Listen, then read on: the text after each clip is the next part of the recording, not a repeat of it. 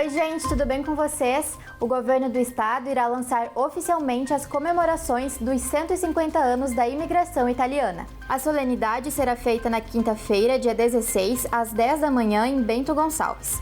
Para celebrar a data, será lançado o calendário oficial de eventos, a marca das comemorações e o site alusivo aos 150 anos.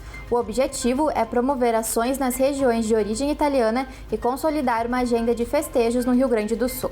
Durante a solenidade também ocorrerá o lançamento do projeto Rota Pipa 2025, que reúne 30 artistas que pintaram barricas de vinho em homenagem à comemoração. A cota única para pagamento do IPTU com 10% de desconto vence no dia 10 de fevereiro. Os boletos para pagamento ficam disponíveis no site www.caxias.rs.gov.br ou pelo aplicativo Cidadão Online.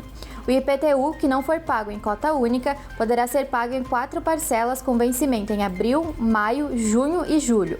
Em 2025, o IPTU está sendo distribuído 100% digital. E antes de finalizar, eu quero te deixar um recado muito importante. A Prefeitura de Caxias está alertando para golpes que solicitam a regularização de alvarás de funcionamento.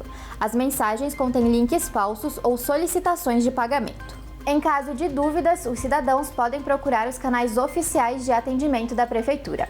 Essas eram as notícias de hoje. Tenham todos um bom restante de semana.